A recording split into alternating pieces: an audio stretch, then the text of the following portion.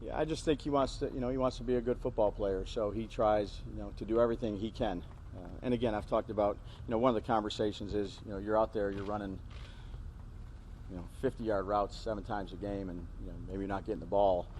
Staying into it, locked in, being ready, being focused, because when your opportunity comes, it's not like you throw 20, 50-yard passes in a game, but when you do and you're not getting any looks early on in the game, whether it be coverage, whatever it may be, to stay locked in. And it was more less technique stuff. Grove's done a good job with that. I mean, there's some of it. I've obviously coached receivers for a while, but it's the relationship part that's important to me.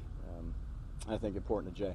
Yeah, good question. You forget about it sometimes because he looks normal out there, but for what he's done, 8 months or 8.5 months, whatever it may be, and to come back and take every rep, and he feels good. I've talked to him about different things. Hey, scrambling, make sure you feel comfortable out of the pocket, make sure you feel comfortable moving up in the pocket, making plays with your feet. He's been right on track. I mean, it's pretty impressive to me in terms of you have that injury, this is where he's at, this is what he's looked like physically. I'm proud of him. He has a good routine. He was in here and doing his rehab and doing the things that he does to help him. But that's what training camp's for too, is to get a routine on your off day, like the regular season, to go ahead and make sure that it's practice. You're going to have some swings either way, but he's done everything we've asked him to do, and like I said, I'm proud of him. I think he has his way to lead. He does a good job in the huddle. It's not outside, you maybe not see it, but he's a good communicator in the huddle.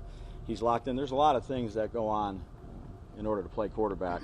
So every one of that I've been around has been a little bit different, and I don't want them to change who they are relative to how they lead. They have to process so much information in such a short a time, but he's done a good job with the receivers, the communication aspect of it, with the offensive line. I'm glad that, we added those pieces to the offensive line. I think he's in the right mind space right now. Absolutely, those 4 guys, as much as he can throw to those guys. Obviously, Malik is new. Jalin, played sparingly some last year. Obviously, he has a good relationship with Slay. Wandell's coming back, I'd say fully healthy. So the timing, the body language, there's a lot to the passing game to make it work.